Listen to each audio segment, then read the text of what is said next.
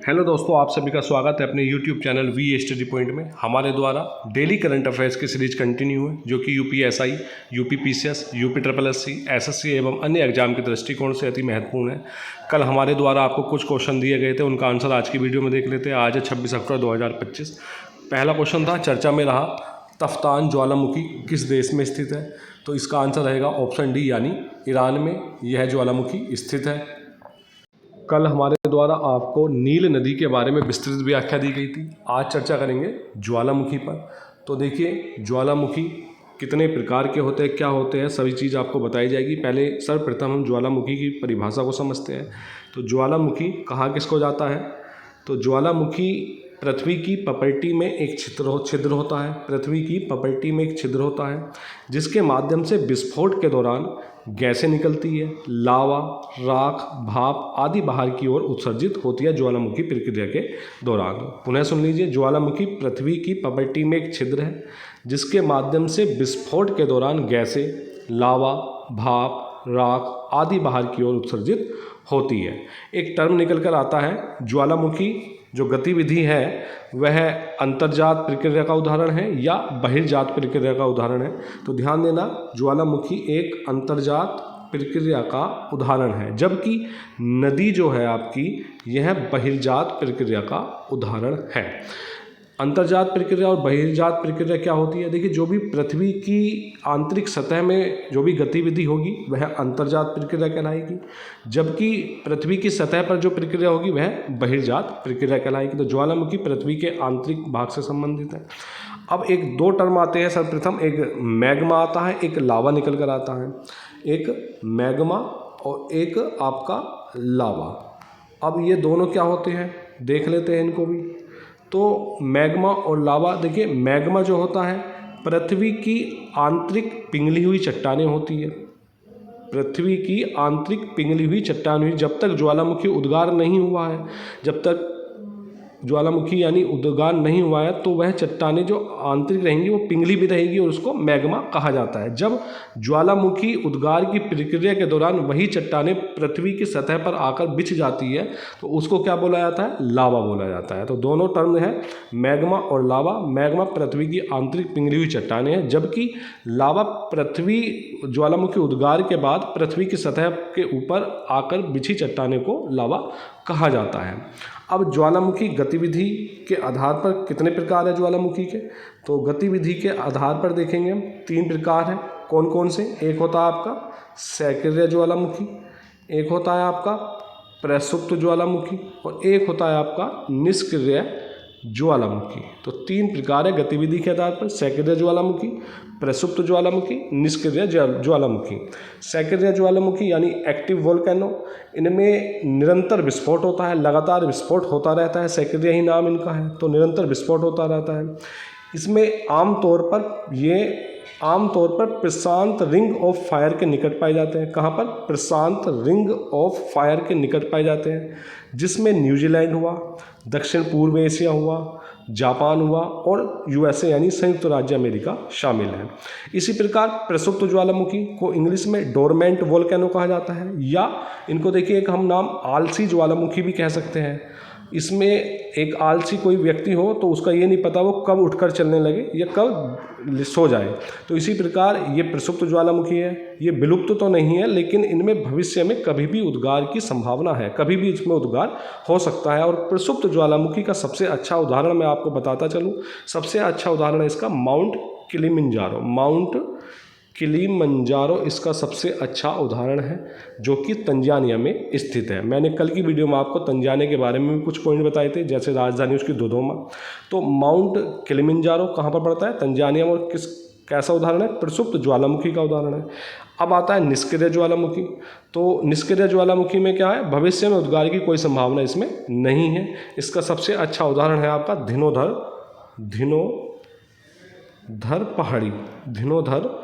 पहाड़ी, जो कहाँ पर पड़ता है? गुजरात में पड़ती है।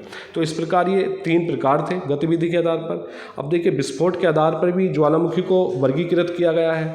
जैसे विस्फोट के आधार पर, जैसे शील्ड ज्वालामुखी, मिश्रित ज्वालामुखी और आपका सिंडर कौन ज्वालामुखी। तो इस प्रकार यह है, इसमें भी वर्गीकृत किया गया है विस्फोट के आधार पर। जो कि शील्ड ज्वालामुखी होते हैं, ये शील्ड ज्वालामुखी जो होते हैं आपके पृथ्वी पर पाए जाने वाले सभी ज्वालामुखियों में सबसे विशाल है। तो ध्यान देना, शील्ड ज्वालामुखी पृथ्वी पर पाए जाने वाले सभी ज्वालामुखियों में सबसे विशाल है, और ये इसके सबसे अच्छे उदाहरण आपको हवाई द्वीप के ज्वालामुखियों में मिलेगा। तो हवाई द्वीप के ज्वालामुखी इसके सबसे अच्छे उदाहरण हैं शील्ड ज्वालामुखी के। अब आता है आपका मिश्रित ज्वालामुखी।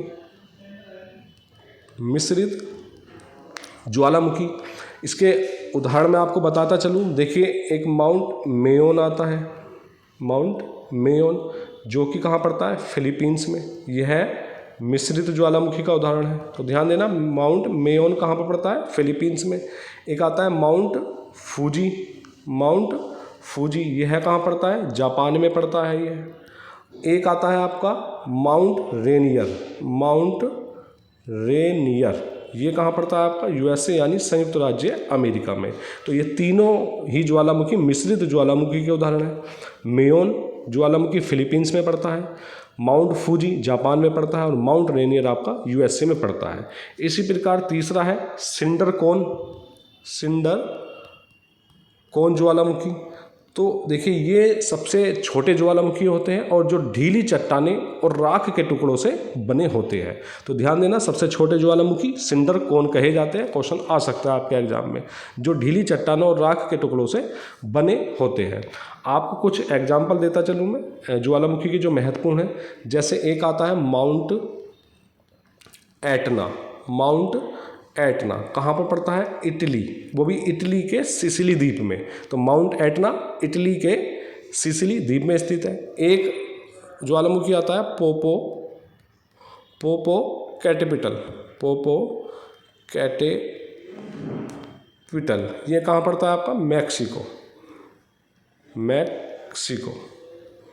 तो माउंट एटना इटली के सिसिली द्वीप में और पोपोकैटिपिटल मैक्सिको में। एक आता है आपका कोटोपैक्सी, कोटोपैक्सी, ये कहाँ पड़ता है आपका, इक्वाडोर में, इक्वाडोर में कोटोपैक्सी पड़ता है। एक आता है आपका स्ट्राम्बोली, स्ट्राम्बोली, ये कहाँ पड़ता है, यह भी आपका इटली में पड़ता है। तो ये कुछ उदाहरण थे ज्वालामुखी के। देखिए, एक टर्म निकल कर आता है ज्वालामुखी का, जब ये कि जो ज्वालामुखी मुख होता है, जो ज्वालामुखी की उद्गार की प्रक्रिया होती है, ये ज्वालामुखी नली कहलाती है। यहीं से इसको ऊपर चलता है सारी प्रक्रिया, यहाँ से विस्फोट होता है। तो ज्वालामुखी जो मुख होता है उसको क्या कहा जाता है, तो उसको बोला जाता है क्रेटर। क्या बोला जाता है उसको, क्रेटर। क्वेश्चन एक आता है कि क्रेटर जो टर्म है, जो शब्दावली है, किस गतिविधि से संबंधित है। ऑप्शन दे देगा आपको ज्वालामुखी, सुनामी, चक्रवात, भूकंप। तो आंसर रहेगा ज्वालामुखी। तो ज्वालामुखी का मुख क्रेटर कहा जाता है, जो कि कटोरा या कीप के आकार का होता है। एक और संरचना आती है एग्जाम में, काल्डेरा। कौन सी, काल्डेरा, यह भी ज्वालामुखी से संबंधित है। यह कब बनता है काल्डेरा, जैसे आपका ज्वालामुखी उद्गार हुआ, तो ज्वालामुखी फटने के बाद जब मैग्मा कक्ष खाली हो जाता है, तो जो मैग्मा भी मैंने आपको बताया था, जो मैग्मा किसको कहा जाता है, जो पृथ्वी के आंतरिक पिघली हुई चट्टानें हैं वो मैग्मा कहलाती है, और लावा पृथ्वी के सतह के ऊपर आकर बिछ जाता है। तो मैग्मा, ज्वालामुखी फटने के बाद जब मैग्मा कक्ष खाली हो जाता है और यह ढह जाता है, जिससे एक बड़ी कटोरे जैसी संरचना बनती है, तो यह काल्डेरा कहा जाता है। तो काल्डेरा और क्रेटर आपके दोनों टर्म ये किससे संबंधित है, ज्वालामुखी से संबंधित है। आगे चलते हैं, आज की क्लास का दूसरा क्वेश्चन देखते हैं। किस राज्य सरकार ने स्कूल और कॉलेज के पाठ्यक्रम में शतरंज शामिल किया गया है, तो इसका आंसर था आपका गोवा, इसका आंसर था गोवा। नेक्स्ट क्वेश्चन था, हाल ही में केंद्रीय कौशल विकास एवं उद्यमिता राज्य मंत्री जयंत सिंह ने कहाँ विश्व बैंक द्वारा संचालित भारत के ज्ञान विनिमय मिशन का नेतृत्व किया है, तो इसका आंसर था आपका फिलीपींस यानी ऑप्शन बी। नेक्स्ट क्वेश्चन था, किस देश के पूर्व राष्ट्रपति निकोलस सार्कोजी को 5 वर्ष के कारावास की सजा दी गई है, इसका आंसर था ऑप्शन सी यानी फ्रांस। नेक्स्ट क्वेश्चन था, केंद्रीय उपकरण पहचान रजिस्टर पोर्टल के माध्यम से चोरी और गुम हुए मोबाइल फ़ोन को बरामद करने में भारत का कौन सा राज्य पहले स्थान पर है?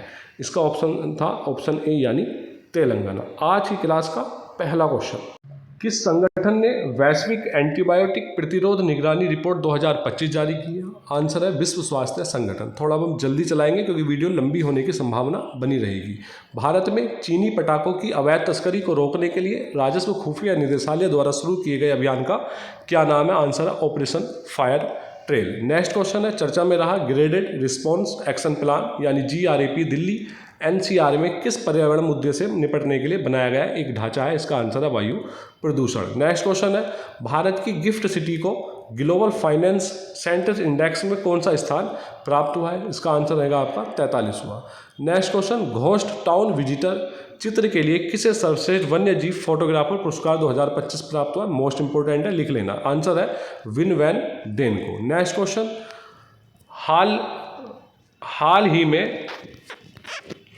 हाल ही में vital statistics of India report 2023 में जन्म के समय लैंगिक अनुपात सबसे कम दर्ज हुआ है? इसका आंसर रहेगा झारखंड। नेक्स्ट क्वेश्चन है, भारतीय नौसेना के द्विवार्षिक कमांडर सम्मेलन 2025 का दूसरा संस्करण कहाँ शुरू हुआ है? तो यह हुआ है आपका नई दिल्ली में। नेक्स्ट क्वेश्चन है, 23 अक्टूबर 2025 को केंद्रीय स्वास्थ्य सचिव ने नई दिल्ली में रासायनिक आपात स्थितियों के सार्वजनिक स्वास्थ्य प्रबंधन पर 3 विशेष प्रशिक्षण मॉड्यूल लॉन्च किए गए हैं। तो कितने प्रशिक्षण? 3 विशेष प्रशिक्षण मॉड्यूल। नेक्स्ट क्वेश्चन है, 22 अक्टूबर 2025 को वाणिज्य एवं उद्योग मंत्री पीयूष गोयल ने स्विट्जरलैंड के जेनेवा में आयोजित 16वें संयुक्त राष्ट्र व्यापार एवं विकास सम्मेलन अंगटाड में भारत का प्रतिनिधित्व किया। आपको कमेंट बॉक्स में बताना है अंगटाड की स्थापना कब हुई थी, अन्यथा स्थिति में कल की वीडियो में आपको हम बता देंगे। तो अंगटाड का जो 16वां सम्मेलन हुआ वो कहाँ पर हुआ? स्विट्जरलैंड के जेनेवा में, जिसमें भारत का प्रतिनिधित्व किसने किया? पीयूष गोयल ने। इस वर्ष इसकी थीम क्या रही? भविष्य को आकार देना, न्याय संगत, समावेशी और सतत विकास के लिए आर्थिक परिवर्तनों को बढ़ावा देना इसकी थीम रही है। 22 अक्टूबर 2025 को इलेक्ट्रॉनिक्स और सूचना प्रौद्योगिकी मंत्रालय ने सूचना प्रौद्योगिकी मध्यवर्ती दिशा निर्देश और डिजिटल मीडिया आचार संहिता संशोधन नियम 2025 अधिसूचित किया है। तो यह संशोधन 2021 के IT नियमों में सुधार लाते हुए, ध्यान देना किसमें सुधार? 2021 के IT नियमों में सुधार लाते हुए संशोधन मीडिया प्लेटफॉर्मों और अन्य डिजिटल इंटरमीडिएटरी की जवाबदेही और दायित्व को मजबूत करता है। किसमें संशोधन होगा? इसमें नियम 3A(1)(d) में संशोधन होगा। यह संशोधन सुनिश्चित करता है कि अवैध सामग्री यानी अनलॉफुल कंटेंट को हटाने की प्रक्रिया पारदर्शी, आनुपातिक और जवाबदेह ढंग से की जाए। इंटरमीडिएरी को अब केवल अदालत के आदेश या उपयुक्त सरकारी प्राधिकरण के लिखित निर्देश पर ही ऐसी सामग्री हटानी होगी। नेक्स्ट क्वेश्चन है, न्यूजीलैंड ऐसा कानून पेश करने जा रहा है जो 16 वर्ष से कम उम्र के बच्चों के सोशल मीडिया उपयोग पर प्रतिबंध लगाएगा। तो ध्यान देना। नेक्स्ट क्वेश्चन है, एक्सचेंजर के पूर्व मुख्य प्रौद्योगिकी अधिकारी कार्तिक नारायण को गूगल क्लाउड का चीफ प्रोडक्ट एवं बिजनेस ऑफिसर नियुक्त किया गया है। नेक्स्ट क्वेश्चन, अखिल भारतीय आयुर्वेद संस्थान ने अपना कौन सा स्थापना दिवस मनाया? 9वां स्थापना दिवस मनाया गया है। नेक्स्ट क्वेश्चन, पेरिस में यूनेस्को मुख्यालय में 20 से 22 अक्टूबर तक आयोजित खेलों में डोपिंग के विरुद्ध अंतर्राष्ट्रीय सम्मेलन के पक्षकारों के सम्मेलन यानी COP10 के 10वें सत्र में भारत को एशिया प्रशांत के लिए ब्यूरो का उपाध्यक्ष पुनः चुना गया है। ये आपको हम पूर्व में भी बता चुके हैं। भारतीय प्रतिनिधि मंडल का नेतृत्व खेल सचिव हरि रंजन राव और राष्ट्रीय डोपिंग रोधी एजेंसी यानी नाडा के महानिदेशक अनंत कुमार ने किया है। नेक्स्ट क्वेश्चन, भारतीय स्टेट बैंक यानी SBI को मिला सर्वश्रेष्ठ उपभोक्ता बैंक का पुरस्कार। तो ध्यान देना किस बैंक को सर्वश्रेष्ठ उपभोक्ता बैंक का पुरस्कार प्राप्त हुआ है? मोस्ट इंपोर्टेंट है भारतीय state bank. Next question, Cochin shipyard limited ने स्वदेशी रूप से डिजाइन और निर्मित एंटी सबमरीन वायरफेयर सैलो वाटरक्राफ्ट माहे भारतीय नौसेना को सौंप दिया है। यह ASWC की श्रृंखला का पहला पोत है। नाम क्या ध्यान रखना? माहे। नेक्स्ट क्वेश्चन है, जस्टिस सूर्यकांत को CGI नियुक्त करने की प्रक्रिया शुरू हुई है। यह अगले CGI नियुक्त हो सकते हैं जस्टिस सूर्यकांत। नेक्स्ट क्वेश्चन, भारतीय मूल के इतिहासकार सुनील अमृत की पुस्तक the burning earth and environmental history of the last 500 years को इस वर्ष के ब्रिटिश अकादमी बुक प्राइज का विजेता घोषित किया गया है। नेक्स्ट क्वेश्चन, भारतवंशी पाल कपूर बने अमेरिकी विदेश विभाग में सहायक मंत्री।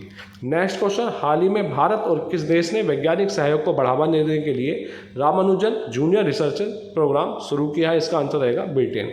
आज की क्लास का लास्ट क्वेश्चन, हाल ही में किस देश की राजधानी में 30 दिन के आपातकाल की घोषणा की गई? आंसर है पेरू, और पेरू की राजधानी क्या है आपकी? लीमा। आज के लिए आज के प्रश्न है, भारतीय नौसेना जिमैक्स 2025 समुद्री अभ्यास किस देश के साथ प्रारंभ करेगी? नेक्स्ट क्वेश्चन है, हाल ही में किस देश ने ऐतिहासिक अंडर 20 फीफा विश्व कप जीता है? नेक्स्ट क्वेश्चन, खान मंत्रालय के भारत के पहले राज्य खनन तत्परता सूचकांक में खनिज समृद्धि श्रेणी में किसे शीर्ष स्थान मिला है? पूर्व की वीडियो में आपको बता चुके हैं। नेक्स्ट क्वेश्चन, हाल ही में वी राइज पहल किसने शुरू की है? आज की क्लास का लास्ट क्वेश्चन, हाल ही में भारत ने किस देश से पटाखों की गैरकानूनी तस्करी रोकने के लिए ऑपरेशन फायर ट्रेल शुरू किया है? इसी वीडियो में आपको यह बताया गया है। इस वीडियो की PDF आप हमारे टेलीग्राम ग्रुप से प्राप्त कर सकते हैं, जिसका लिंक हमने डिस्क्रिप्शन में दे दिया। और हमारे YouTube channel VA study point को ढेर सारा प्यार दें, सब्सक्राइब करें, शेयर करें, लाइक करें। धन्यवाद।